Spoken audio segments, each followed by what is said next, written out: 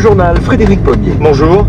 La colère des amis de José Bové, ils contestent l'incarcération du leader de la Confédération paysanne. Le syndicaliste a été arrêté hier matin. Il doit passer 10 mois en prison pour ses actions anti-OGM. Les manifestations de soutien ont eu lieu toute la journée d'hier. Concrètement, donc, il y a Léo qui descend avec un tracteur et une remorque. Il se met devant les grilles de la presse. Et vous, et les 8 qui s'enchaînent, montent sur la remorque, si tu veux. Et on s'accroche après les grilles. Voilà, et on s'accroche après les grilles. Rassemblement aussi devant la prison de Villeneuve-les-Maglones où il a passé la nuit. Au total, plusieurs centaines de personnes venues protester contre l'incarcération de José Bové, le leader de la Confédération paysanne, a été arrêté hier matin dans sa ferme du Larzac. Il doit maintenant purger 10 mois de prison. Une détention pour avoir détruit des plants d'OGM, détention saluée par l'UMP comme une décision juste, contestée en revanche par l'ensemble de la gauche et des syndicats, contestée bien sûr aussi par la Confédération paysanne. Michel David est son secrétaire départemental de l'Aude. Il a dit son indignation à Lionel Maillet. Je ne sais pas pourquoi il est en prison, parce que les gens chez qui on a poussé par exemple chez Monsanto de l'Aude, ils sont coupables d'avoir apporté 100 tonnes de soja transgénique bien avant que José Clefauche les OGM et ils sont toujours pas jugés. Et parce qu'il y a une justice à 2 ou 3 vitesses dans ce pays qui condamne les syndicalistes et qui ne condamne pas ceux qui sont réellement responsables de la justice dans cette société. On a l'impression que le nouveau pouvoir fait des arrestations comme il arrêterait des bandits internationaux, quoi. Bon, sur la méthode, c'est assez inacceptable, mais d'autre part, il est absolument intolérable et anormal que José Bové soit en prison. Si nous n'avions pas fait ça ensemble, nous aurions maintenant 1 million d'hectares d'OGM en France, comme il y en a des millions aux États-Unis, et que les Français n'en veulent pas dans leur ensemble. Et dès hier, Dominique Perben, le ministre de la Justice, n'a pas exclu que José Bové puisse bénéficier d'une grâce présidentielle lors du 14 juillet. Cela n'est pas impossible, a-t-il dit, tout en justifiant son arrestation. France Inter, 6h35. Ah oui. D'accord. On arrête dessous, ça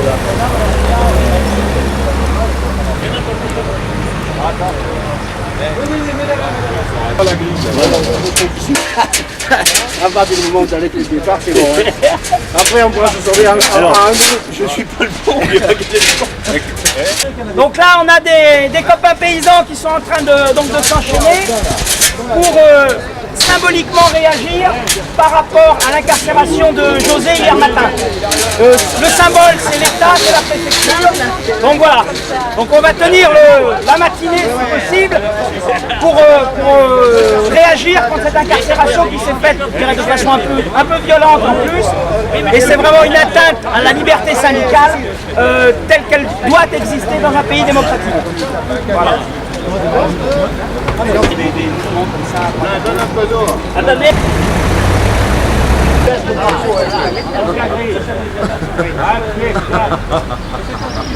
Ce n'est pas respecter la loi telle que je la comprends que de faire cet acte spectaculaire et ensuite d'évoquer peut-être une grâce pour José Bové. Je pense qu'il y avait un apaisement, il y avait un dialogue à rechercher, il y avait un compromis à trouver, il y avait une liberté syndicale à respecter. Ça n'a pas été la démarche du gouvernement, ça aurait dû être pourtant la démarche de la France.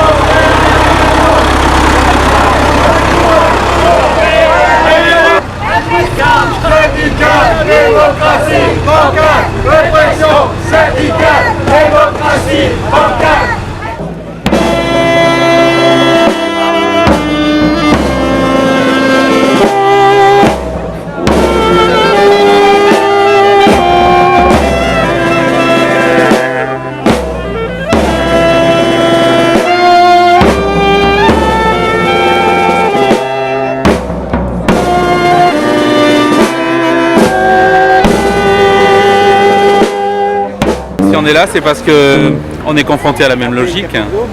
Donc là, c'est une logique autoritaire. Nous, c'est l'autoritarisme du tout marchand. Donc voilà, on est dans la même. Finalement, on est face au même. On essaye de s'arc-bouter contre le même mur qui avance inexorablement. Donc bon, c'est vrai qu'on lutte pour notre statut, mais en même temps, notre statut, c'est un symptôme de l'ensemble des mesures qui sont prises en ce moment. Donc voilà, on lutte à la fois pour nous et aux côtés des autres qui luttent sur le même, chaque fois un petit peu dans leur parti, et en même temps pour cette grande partie qui se joue en ce moment et qui ne se joue pas qu'en France. Voilà.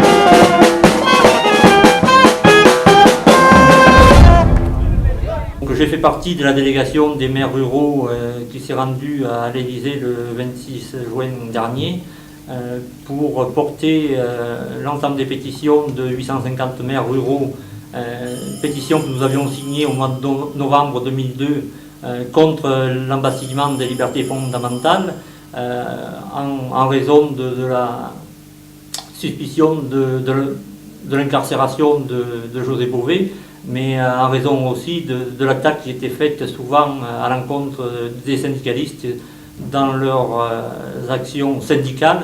J'ai défendu cette pétition et je suis donc monté à l'Élysée la remettre au président de la République le 26 juin dernier.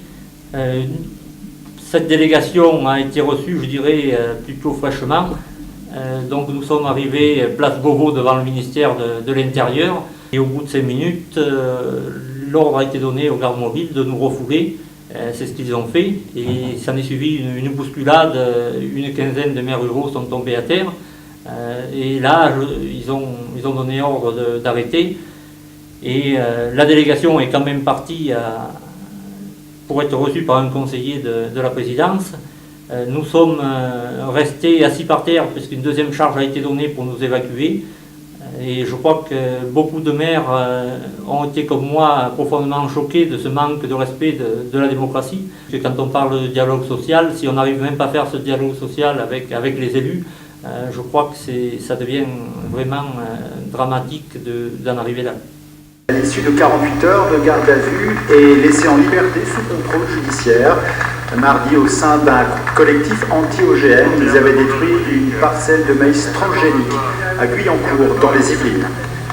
Cette action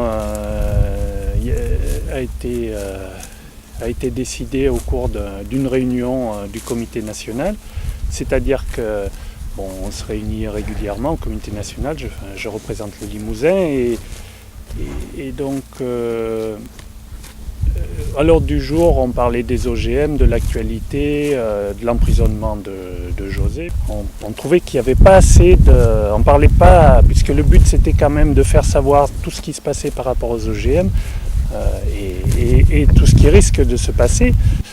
C'est le caractère irréversible, c'est-à-dire on peut piquer des animaux et après on peut avoir on peut revenir en arrière, puisqu'en Europe, à une époque, on pouvait hormoner, et maintenant, on n'hormone plus.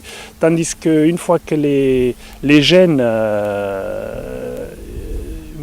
qui ont été introduits dans des plantes, ou même dans des animaux, comme ça risque d'arriver prochainement, là, on ne peut plus revenir en arrière. Une fois que c'est dispersé dans la nature, on n'ira plus l'enlever. Si on continue comme ça, dans 1 an ou 2, on nous dira, de toute façon, on ne peut plus revenir en arrière. les choses sont bouclées, alors qu'aujourd'hui il est encore temps de dire si on veut ou pas des OGM. Donc la forme d'action, c'était neutralisation par...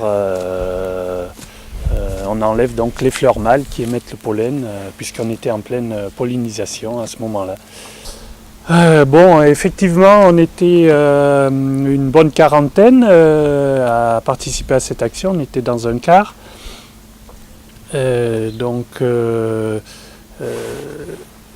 Au moment où on s'est séparés, après au retour à Bagnolet, j'ai toujours fait partie du groupe le plus important.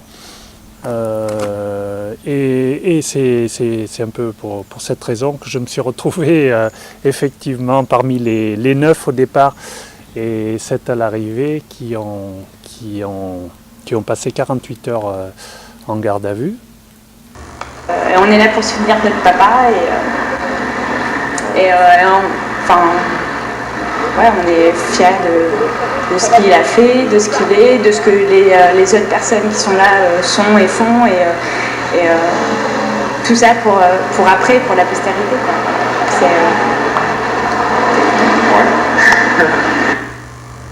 Là où j'ai vraiment pris conscience de l'impact de ce genre d'action, c'est quand je suis revenu à Uzerche, où il y a eu effectivement un comité d'accueil, disons, assez important, puisqu'il y avait beaucoup d'élus, beaucoup de militants aussi. Je pense que ça a touché beaucoup de monde, l'action et aussi la garde à vue. Le fait, c'est un peu ça aussi qu'on voulait montrer, c'est ce genre d'action que nous on considère légitime, même bien qu'illégal, est puni aujourd'hui par la loi. Bon, nous on espère que dans quelques années, avec le recul, on verra que ces actions étaient bien fondées. Est-ce qu'il faut vraiment attendre un accident majeur, comme je l'ai dit tout à l'heure, les farines animales, pour dire stop? Je crois que non, il faut que nous tous, rassemblés, nous disions non. La majorité des gens, il faut le savoir, et des consommateurs, sont contre les OGM. José Bové, l'organisation que vous représentez, ose, lui, faire et dire tout haut ce que la plupart des gens et des consommateurs rejettent. Je crois que ce n'est pas un crime d'avoir arraché des plantes transgéniques plantées, quelquefois illégalement. Être par contre aussi lourdement condamné n'est pas acceptable. Pour en revenir aux OGM, que faire, me direz-vous? Simplement se donner le temps d'attendre les retombées de telles manipulations et surtout donner la possibilité, je me répète, aux consommateurs que nous sommes, de choisir en toute connaissance de cause. Quand ces produits modifiés, il a été dit tout à l'heure, auront envahi le pays, aucun retour ne sera possible. Aussi, je vous invite à continuer ce combat pacifique et je terminerai par cette citation de Romain Rolland. Rien n'est fait tant qu'il reste quelque chose à faire. Je vous remercie.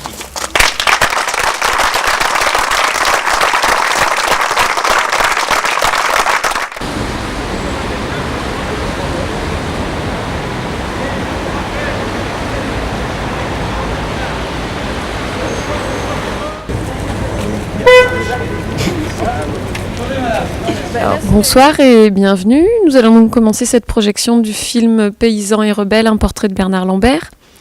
Ce film retrace la vie de Bernard Lambert, paysan de Loire-Atlantique, figure mythique des luttes paysannes des années 70 et fondateur du mouvement paysan travailleur.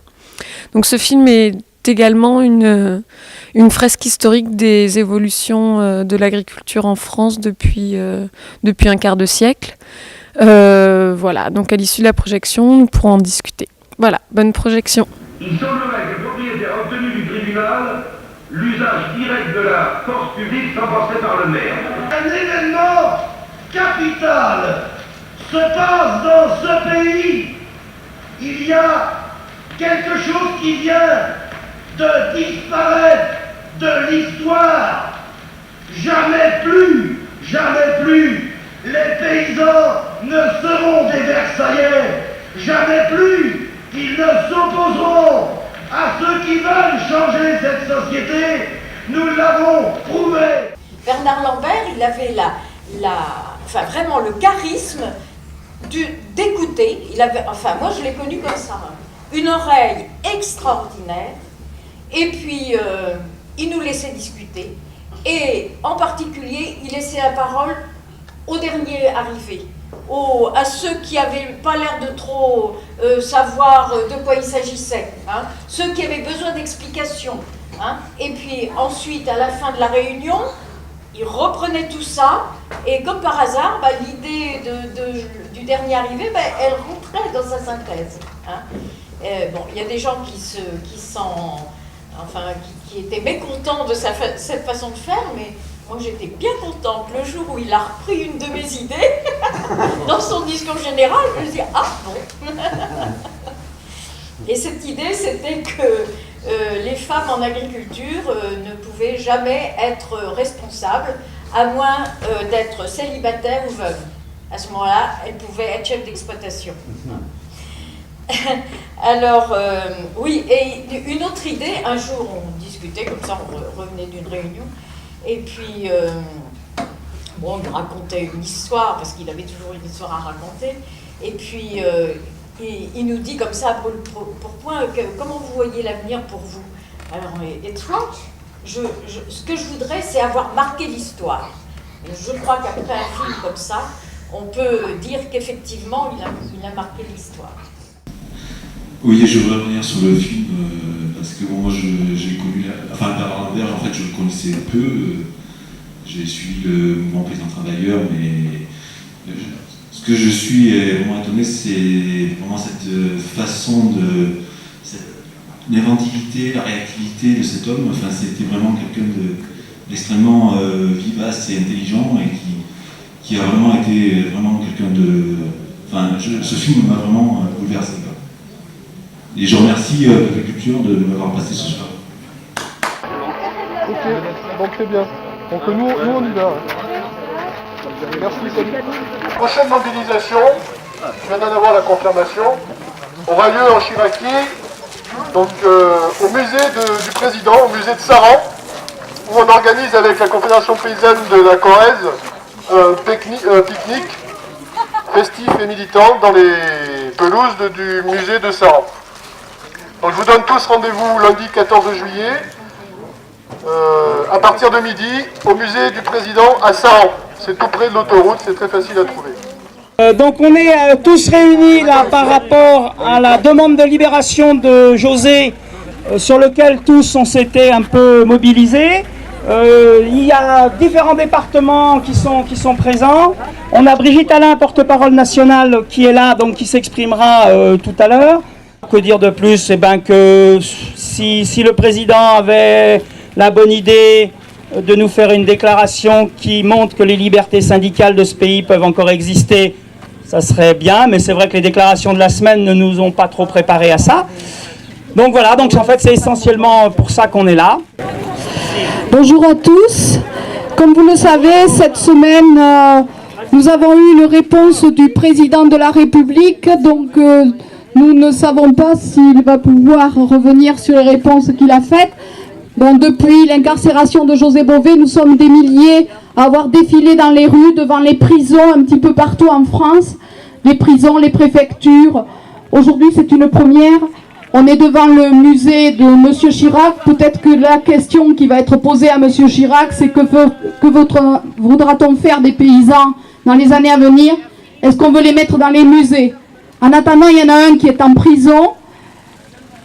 Nous sommes là pour demander sa libération immédiate, bien que les déclarations du président de la République cette semaine ne nous encouragent guère dans ce sens. Bien sûr, nous allons continuer à nous battre, à la fois pour obtenir la libération de José Bové, mais aussi dire aujourd'hui, nous avons un prisonnier politique en France, il s'appelle José Bové. Oui, je voulais aussi vous inviter Sur la table, il y a un papier craft qui va servir à emballer le cadeau que nous avons prévu d'offrir à Jacques Chirac. Ce qui serait bien, c'est que chaque personne ici présente aille signer sur le papier pour le cadeau. Voilà. Alors le cadeau, je vous l'annonce tout de suite, c'est un bouquet de chardon et une casserole. Bon, je n'ai pas besoin de vous faire d'explications plus complètes. Les militants syndicaux sont des Français comme les autres. Ils ne doivent pas s'imaginer que cette vocation leur donne le droit d'enfreindre la loi. Je ne conteste pas à M. Beauvais le droit de développer les thèses qui sont les siennes, notamment ses inquiétudes concernant la mondialisation ou les OGM. Je suis tout à fait d'accord et donc c'était simplement l'expression d'une affirmation claire. Je pouvais l'écouter et, le cas échéant, la discuter, naturellement. Vous êtes d'accord parfois avec ça? J'ai moi-même très souvent, je suis moi-même exprimé très souvent, en ce qui concerne les excès de la mondialisation et la nécessité d'humaniser la mondialisation dans des conditions qui n'ont pas été critiquées par M. Beauvais. Mais, agir de façon brutale, contraire à la loi et récidiver, ce n'est pas conforme à l'idée que je me fais d'un état de droit. Et par conséquent, j'ai pris une décision que vous connaissez, c'est l'expression du droit de grâce, qui est un droit réservé au président de la République, c'est vrai d'ailleurs dans tous les grands pays du monde, et j'ai exercé ce droit de grâce en conscience, après réflexion, et sans aucune pression d'aucune sorte, et je n'ai pas à faire d'autres commentaires. Vous le disiez au début de cet entretien. Je réagis assez mal parce que c'est une prise de position mi-chef mi-chou. Soit en effet il considère que par rapport aux OGM il faut avoir une position de réserve vu les conséquences, ce qu'il avait eu l'air d'exprimer, ce qu'il n'a d'ailleurs pas désavoué. Donc à ce moment-là il faut clairement exprimer qu'un syndicaliste qui agit pour dénoncer des pratiques qui étaient en train de se mettre en place de façon, je dirais, très discrète et à l'insu de toute la population. Donc en fait, quelqu'un qui a pris le pas pour que le débat public existe. Donc dans ces cas-là, l'action syndicale doit être prise en tant que telle et c'était la grâce totale. Ou alors c'est le respect de la justice et puis c'est pas de grâce du tout. Mais là, c'est mi-chef mi-chou. Donc nous, ça ne nous satisfait absolument pas. On voulait la grâce et c'est la grâce totale parce que les syndicalistes doivent pouvoir s'exprimer librement. Qu'est-ce que vous allez faire donc ? Je pense qu'il va falloir qu'on pense à durcir le mouvement, très très clairement. Il faut que le président sente qu'il est hors de question qu'on laisse le porte-parole de la Confédération paysanne en prison encore jusqu'à Noël. Prochainement, alors une action précise, concrète ? On va voir, il faut qu'on prenne le temps de réfléchir, de voir exactement ce que l'on va faire, mais ça peut être très très rapide.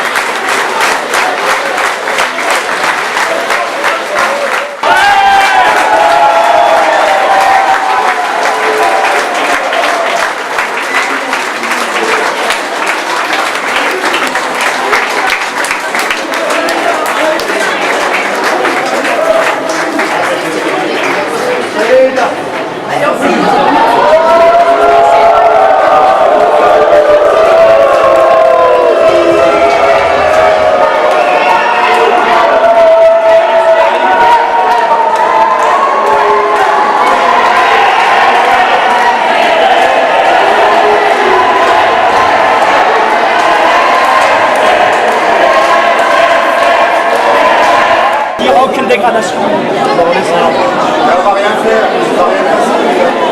J'ai pris l'engagement de ne rien dégrader. Ça me semble relativement évident. Nous quitterons le musée à 3h. Voilà.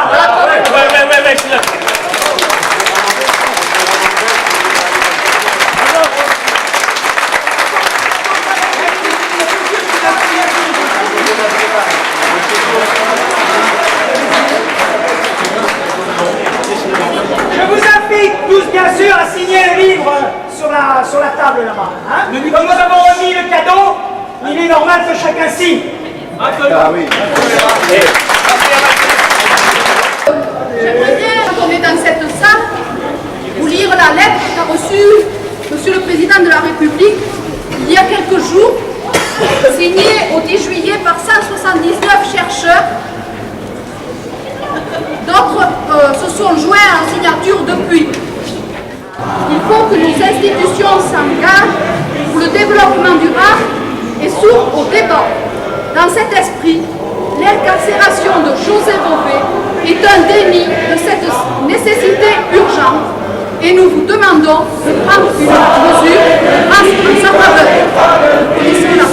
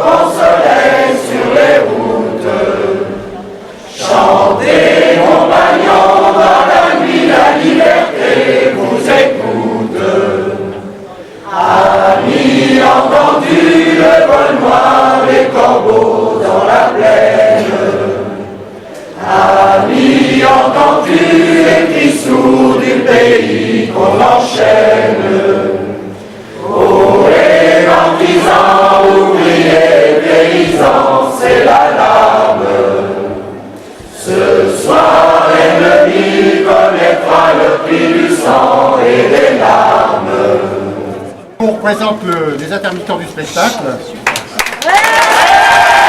Puisqu'on en est dans les cadeaux, on en a préparé un qu'on a fait faire par une intermittente du spectacle, plasticienne et scénographe, qui représente un fauteuil de théâtre vide, et qui n'a pas de chance d'être rempli.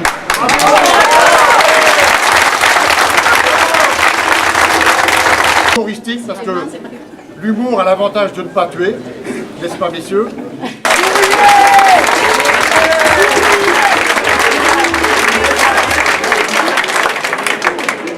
Monsieur le Président, cette œuvre est un modeste cadeau qui ose prétendre à la fonction de symbole, celui de la présence culturelle dans notre société. Un fauteuil vide dans une salle de spectacle est un intermittent du plein. Celui que nous vous offrons, prisonnier dans son écrin transparent, est devenu un permanent du vide. À Buñuel, qui lui demandait le pourquoi de ses larmes amères, André Breton lui répondit que c'était la disparition de la faculté de scandaliser. Oh. Fort heureusement, Monsieur le Président, le MEDEF est venu au secours de notre surréalisme national. Quoi de plus scandaleux en effet que de décider comme un seul homme de la disparition de la presque moitié de notre vivier créatif. MEDEF, dans notre jargon, C'est le diminutif de mes défraiements. Drôle de coïncidence.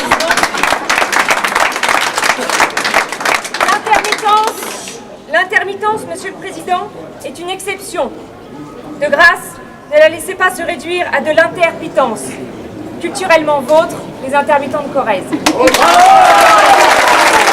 On a déposé nos cadeaux, c'est ce qu'on était venu faire.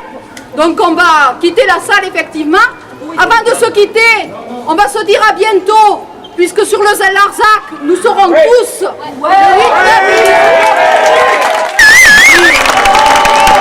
Notre rassemblement du Larzac est marqué par le signe de l'espoir. L'espoir d'abord suscité par la sortie de prison de José Bové, porte-parole de la Confédération paysanne et membre fondateur d'Attaque. C'est bien grâce à nos luttes, à vos luttes, que José est sorti de prison. Cette victoire a été rendue possible parce que nous avons su rendre populaire la lutte contre les OGM. Je suis très contente de vous accueillir au nom de Construire un monde solidaire. C'est l'association qui a mis en œuvre ce rassemblement et qui a permis qu'aujourd'hui vous soyez tous là réunis. On souhaite pour vous que ces 3 jours soient formidables, qu'ils soient des journées de rencontres, d'échanges, de découvertes et d'approfondissement sur tous ces problèmes liés à la mondialisation.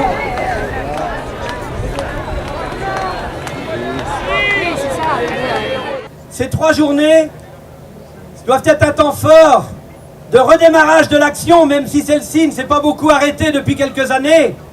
Il y a des barbes blanches dans cette assemblée, nous en sommes assez nombreux, il y a aussi beaucoup de jeunes. Et si aujourd'hui nous sommes présents, c'est parce que nous redémarrons une lutte. Cette lutte qui vise non seulement à dénoncer les effets et les méfaits de cette globalisation, mais surtout faire échec à Cancun. C'est notre premier motif. Puisque nous voulons construire un monde solidaire, nous devons faire échec à cette politique de la globalisation qui a placé le marché au centre de tout. La parole à José pour nous donner déjà l'ambiance de ces 3 journées. Si on est sur le Larzac, c'est pas un hasard. C'est vrai que ce rassemblement, on aurait peut-être pu le faire ailleurs, mais je crois qu'il a une signification particulière sur le Larzac. Il y a 30 ans, jour pour jour, était organisé sur le Larzac le premier rassemblement pour lutter contre l'extension du camp militaire que voulait imposer Michel Debré. À l'époque, personne ne croyait que 103 familles de paysans pourraient vaincre l'armée française. Eh bien, grâce à la solidarité qui s'est manifestée, grâce à l'ensemble du mouvement qui s'est développé dans toutes les villes de France, mais aussi dans énormément de pays, eh bien on a pu faire capituler l'armée. L'armée n'a pas pu agrandir ce camp militaire. Cette lutte a duré pendant 10 ans, mais au bout de 10 ans, le pot de terre a triomphé contre le pot de fer.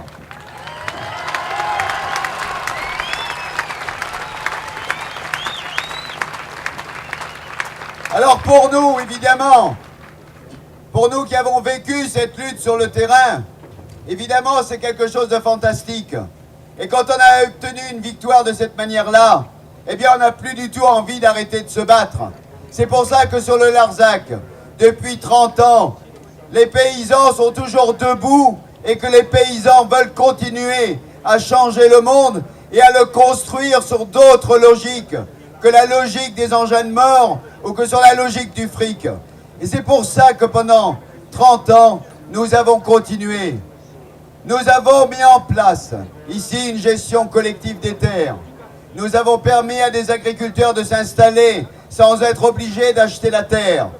Des outils économiques ont été créés par les paysans eux-mêmes sans passer par les multinationales de l'agroalimentaire. Toutes ces réalisations étaient le fruit de tout ce qui a été discuté pendant 10 ans. Ça veut dire qu'aujourd'hui, quand on mène un combat, même si on ne voit pas l'avenir, à travers tous les gens qu'on rencontre pendant ce combat, eh bien les idées avancent et une fois qu'on a gagné, eh bien on peut créer autre chose. Et pendant le combat, eh bien pendant le combat aussi, eh bien les choses changent. C'est pendant la lutte que les choses changent. Et c'est en luttant qu'on avance.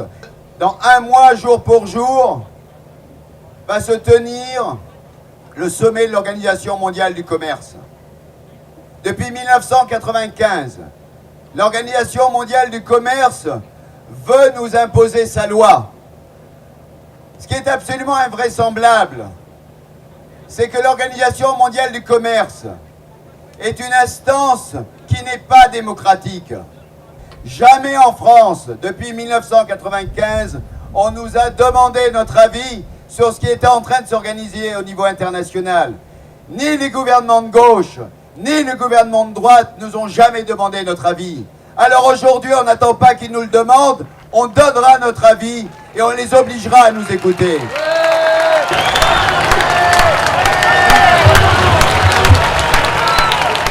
Nous avons organisé l'unité ouvrier paysan en 73. Eh bien aujourd'hui, en 2003, quand nous avons décidé ce rassemblement, nous ne pouvions pas savoir qu'au printemps, un gigantesque mouvement social allait commencer pour ne pas s'arrêter. Ce sont les enseignants, c'est la question de la retraite, ce sont les intermittents. Demain, ce sera la sécurité sociale. Aujourd'hui, les gens sont debout parce qu'ils n'acceptent pas ce projet libéral. Et ici, sur le Larzac, ce que nous faisons, c'est la jonction entre le mouvement social qui est dans la rue depuis ce printemps et tous ceux qui savent que parce que ce projet est en place, c'est uniquement pour répondre aux volontés de l'OMC de donner les services, l'agriculture aux multinationales. C'est ce projet que nous refusons. Nous refusons Monsanto dans nos champs, mais nous refusons aussi Groupe AXA et BBR dans notre sécurité sociale. Ce qui est le plus important aujourd'hui, c'est qu'à partir de la prise de conscience que quand nous sommes nombreux, nous pouvons gagner. C'est ce que nous avons dit à Annemasse. Ils sont 8 et nous sommes des milliards. Ça veut dire que nous pouvons changer les choses. Le mois de septembre doit être un mois, non pas chaud, un mois brûlant, où tout le monde doit être dans la rue.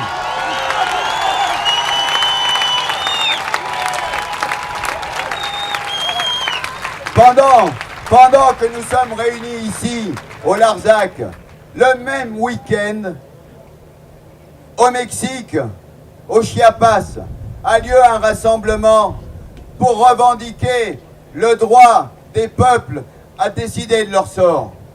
Dans le même temps, en Inde, ce week-end, a lieu un grand rassemblement contre l'Organisation mondiale du commerce. Ça veut dire qu'aujourd'hui, tous ensemble, à travers la planète, nous sommes en train d'organiser ce vaste mouvement planétaire qui pourra faire échec à Cancun. Il ne faut pas que la France accepte de collaborer avec le commissaire européen Pascal Lamy. Il n'est pas question que nous acceptions que Pascal Lamy détruise l'avenir de la planète au nom des multinationales européennes. C'est pour ça que nous sommes ici et c'est pour ça que notre lutte va être victorieuse. Merci.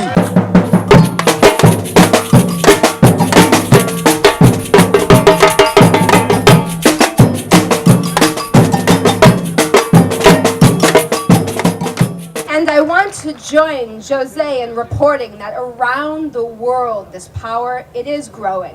The opposition is growing. The reality, we will have an alternative. This is growing.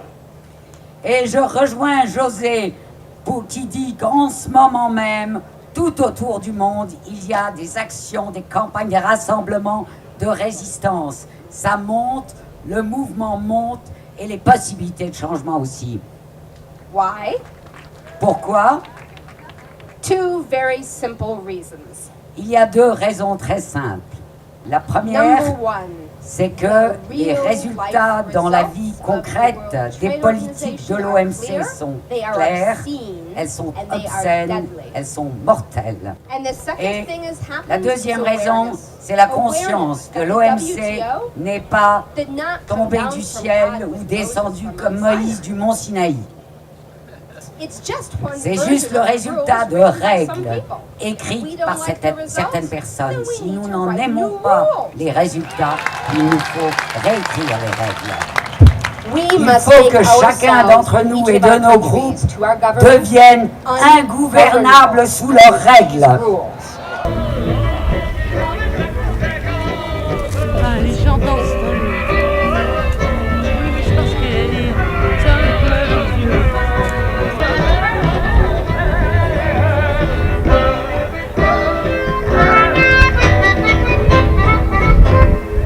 Les riches et les puissants pensent que ça peut durer toujours.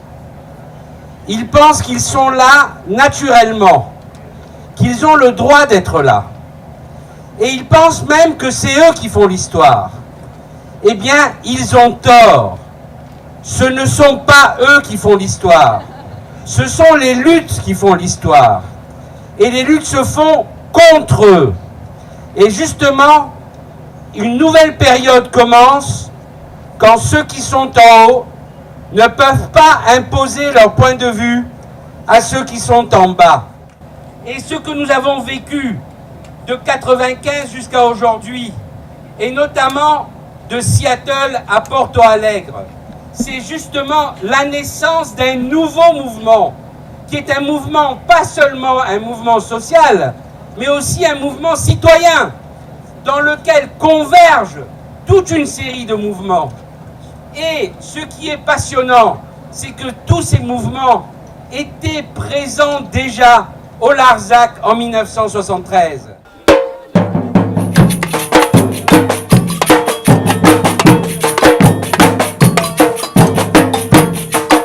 L'OMC est entré en vigueur en 95, mais dès 90, il y a un mouvement international contre ces accords qui se tramaient dans le plus grand secret dans le 8e round du GATT. 8e round dont la signature a été couplée avec la création de l'OMC. Et le mouvement, et il faut le saluer, c'est parti du Sud. Toutes les grandes organisations du Nord, environnementalistes ou autres, n'avaient même pas vu passer l'avion que des écologistes radicaux du Sud nous ont dit c'est là que ça se passe, le GATT.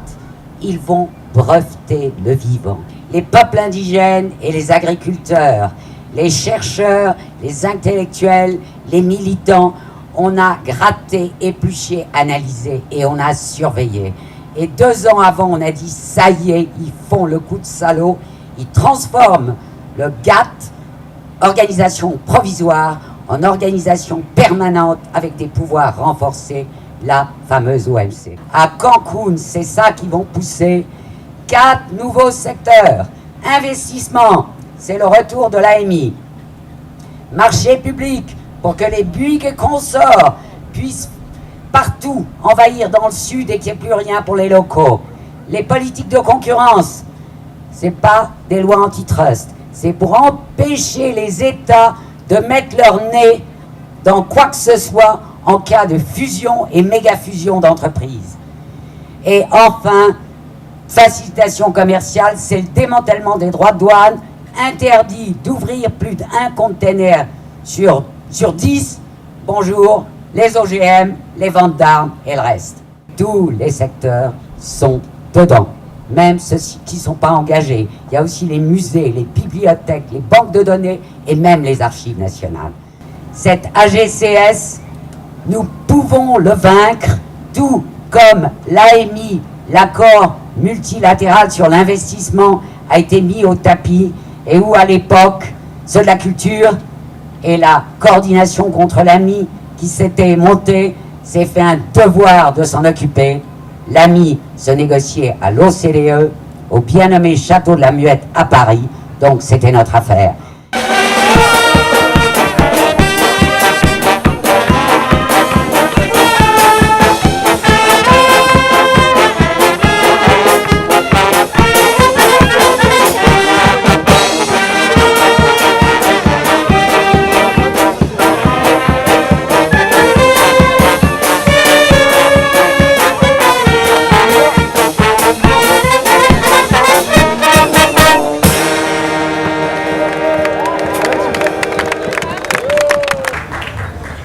Je passe une bonne partie de ma vie à regarder, à essayer de comprendre l'OMC.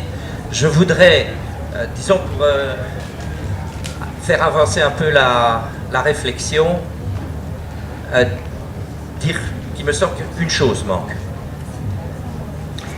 On a un discours idéologique massif qui consiste à dire que le protectionnisme c'est la guerre. C'est faux. L'histoire, et je suis aussi historien, l'histoire nous apprend par exemple qu'au milieu du 19e siècle, la France et la Grande-Bretagne ont fait la guerre à la Chine pour l'ouverture du marché de l'opium.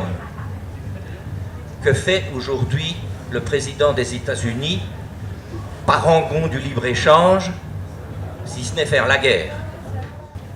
Je connais pas mal de pays, et je donne un seul exemple, qui sont sortis de la crise avec des mesures protectionnistes. C'est la Malaisie, premier pays à être sorti de la crise asiatique de 1997 en refusant d'appliquer les règles que lui proposait le Fonds monétaire international. Loin de moi l'idée de penser que l'Europe n'est pas un projet qui pourrait être merveilleux, mais pas cette Europe-là. Vraiment, j'ai envie de réagir, de rebondir un petit peu sur ce que dit Raoul, parce que c'est vrai que là, on a une vision de l'Europe incarnée, pour cette fois-là, par notre commissaire européen Pascal Lamy. Et c'est vrai que là, il va falloir être très très fort là-dessus, il va falloir se battre, parce que c'est vrai que nous, l'Union européenne, nous avons une responsabilité écrasante dans cette organisation mondiale du commerce. Nous portons une responsabilité énorme. Nous sommes là, en fait, comme un vecteur du colonialisme du 21e siècle, et nous le portons. Et c'est cela que nous devons combattre. Pour nous, c'est une chose, parce qu'effectivement, cette organisation mondiale du commerce apporte énormément de pauvreté en Europe, en Occident, mais aussi par solidarité envers les pays du Sud. Et je voudrais rappeler la phrase d'Aminata Traoré, qui nous disait: arrêtez de vouloir nous aider, c'est pas d'aide dont nous avons besoin. Si vous voulez nous aider, occupez-vous de vos firmes transnationales, occupez-vous de vos politiques. Nous sommes largement assez grands pour nous occuper de nos politiques qui sont corrompues. Mais n'oubliez jamais que ce sont vos politiques à vous qui sont les corrupteurs. Il est de votre devoir, de votre responsabilité d'empêcher ce qui se passe. Et c'est vrai que vous, l'Union européenne, vous portez un poids écrasant. Et c'est vrai que nous, citoyens européens, avons vraiment beaucoup de choses à faire pour empêcher que cette Union européenne ne commette ce qu'elle est en train de commettre par le biais de l'OMC. Je commencerai par une anecdote. Hier, en venant de Paris, j'ai été voir le musée de Millau. Il y a une exposition de peinture italienne. Et il y a un panonceau à l'entrée qui dit que depuis la loi de février 2002, les œuvres qui sont exposées dans ce musée, certaines étaient déjà dans un fonds propre, d'autres venaient du musée de Toulouse, eh bien deviennent les propriétés de ce musée. Alors on peut se dire, c'est très bien, effectivement, c'est normal, puisque c'est à Millau, c'est normal que Millau possède ces toiles-là. Sauf qu'effectivement, la loi de 2002 est une nouvelle loi qui vise à donner un label Musée de France à l'ensemble des musées nationaux et des musées des collectivités territoriales et des musées privés. Pourquoi ? Parce que les œuvres pourront voyager de l'un à l'autre, et que dans le deuxième article de cette loi qui affirme naturellement d'entrée de jeu que les œuvres sont inaliénables, qu'elles font partie du patrimoine national, l'article 2 dit on pourra déclasser ces œuvres quand on le voudra. Sous-entendu, on ne va pas déclasser la Joconde, on ne va pas faire ça tout de suite, mais on va commencer par les petits musées des collectivités territoriales qui sont déjà écrasés par la loi de la décentralisation, qui doivent assumer leurs choses, et peu à peu, effectivement, on pourra vendre des œuvres. Le prétexte étant de vendre des œuvres mineures pour acheter des œuvres majeures. Mais il faudrait vendre pratiquement toutes les caves des musées de France d'œuvres mineures pour pouvoir acheter une œuvre majeure sur le marché de l'art aujourd'hui. Donc on voit que par le biais de l'OMC, qui dans ses textes met en exergue qu'il faudra privatiser les musées, comme les archives, comme l'archéologie préventive, eh bien on s'achemine pour alimenter le marché de l'art par la privatisation, par la périphérie des musées nationaux. Moi je ne comprends pas quelle est la légitimité de l'OMC, qui a désigné les membres de cette commission, quel droit a-t-elle vis-à-vis de la population mondiale, quoi. Enfin, je ne comprends pas. Qui compose cette commission? Qui désigne les membres de cette commission? Et de quel droit ont-ils la possibilité d'imposer des choix économiques à l'ensemble de la population mondiale? Je ne comprends pas. En ce qui concerne l'OMC, la légitimité, écoutez, c'est pas compliqué, c'est effectivement des chefs de gouvernement qui ont signé les accords de Marrakech, qui ont signé l'acte instituant l'OMC. Donc effectivement, cela a été ratifié dans beaucoup de parlements, pas dans tous les pays, mais dans beaucoup de parlements. Donc c'est vrai que l'OMC peut se prévaloir d'une certaine légitimité, puisque ça a effectivement été entériné par des gouvernements et des parlements. Maintenant, la question qui se pose, c'est comment cela a été fait. Et effectivement, quand on regarde un petit peu, quand on retrace un petit peu l'histoire, c'est là qu'on se rend compte qu'effectivement, au niveau des parlements, lorsqu'ils ont ratifié, ils n'avaient pas lu les textes, ils les avaient eu une semaine auparavant, ils n'avaient pas eu le temps de les étudier, ils n'avaient de toute façon pas eu dans les mains les 20 000 pages d'annexes, même s'ils les avaient eu, qu'en aurait-il compris en une semaine, vous imaginez bien. Et puis après, il y a les choix politiques. Et ce qui fait problème avec cette organisation-là, c'est qu'effectivement, on se rend compte qu'il y a une donnée qui se veut irréversible. Et je dis bien qui se veut, parce qu'il nous appartient de faire en sorte que ça ne le soit pas. Mais qui se veut irréversible et qui nous dit, eh bien écoutez, à partir du moment où c'est signé, on n'a plus le droit de revenir en arrière. Et non seulement on n'a plus le droit de revenir en arrière, mais il faudra toujours aller dans le même sens, quelle que soit la couleur du gouvernement que vous aurez élu. C'est en ça que l'on dit que l'OMC est démocraticide. Ça veut dire pour nous, citoyens, que quel que soit le gouvernement qu'on élira, il n'aura qu'un seul choix, le choix de faire une politique libérale par le biais des instruments commerciaux internationaux. C'est bien pour cela qu'il faut se battre. Il n'y a pas une ligne, qui fasse obligation au secteur privé. Toutes les dispositions de la soixantaine d'accords qu'on appelle les accords de Marrakech, les 22 500 pages, concernent les États, leur constitution, leurs lois, leurs arrêtés, leurs règlements, leurs procédures, du niveau national au niveau municipal. L'ambition de l'OMC, c'est de modifier les normes qu'au cours de leur histoire, les pays et leurs pouvoirs subordonnés ont adoptées afin de créer un espace le plus complètement libre pour les acteurs privés. Mais il n'y a pas, quand on dit, j'entends encore Jospin le dire, c'est bien l'OMC parce que ça régule le commerce international, ça régule le commerce international en dérégulant les États et en offrant un boulevard au laisser-aller, laisser-passer des entreprises privées. Vous savez qu'il y a une catégorie de pays que dans l'hypocrisie du langage diplomatique international, on n'appelle pas les pays les plus pauvres, mais qu'on appelle les pays les moins avancés. Il y en a 49. Eh bien, quand on a créé la catégorie, c'était avant l'OMC, mais ils étaient seulement 25. Ils sont aujourd'hui 49. C'est ça le résultat du libre-échange international. Un mot sur l'accord agricole. Enfin, 3 mots si vous permettez. Premier principe dans cet accord, tous les marchés doivent être ouverts. Et c'est rappelé très bien dans le film, c'est tous les marchés, surtout chez les autres. C'est Stiglitz qui le dit. 2, en conséquence, pas de soutien à la production, pas de subvention à l'exportation. Je vous dis tout ça pour vous dire le point 3. Le point 3, c'est ceux qui respectent les règles. Vous êtes à peu près tous assis, hein? Ceux qui respectent les règles n'ont pas le droit de déposer plainte contre ceux qui ne les respectent pas. Et ils ont appelé ça une clause de paix. Moi, la GCS, je ne sais pas du tout ce que c'est. J'en ai entendu parler pour la première fois il y a un mois. Un pote à moi qui a essayé de m'expliquer. J'ai pas du tout compris. J'ai juste compris que c'était grave, parce que c'est quelqu'un en qui j'ai extrêmement confiance. Et ben moi, j'aimerais bien qu'on m'explique simplement, pour plusieurs raisons, parce que ici, pas dans ce chapiteau, mais ce matin, j'ai croisé 2 petits jeunes qui n'en ont rien à foutre de ce qui se passe ici. Ils sont venus voir Asian Dog Foundation et puis Manu Chao.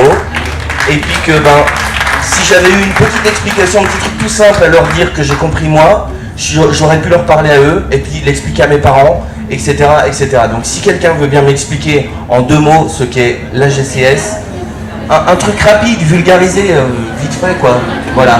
Je sais pas si ça intéresse du monde, mais moi ça m'intéresse.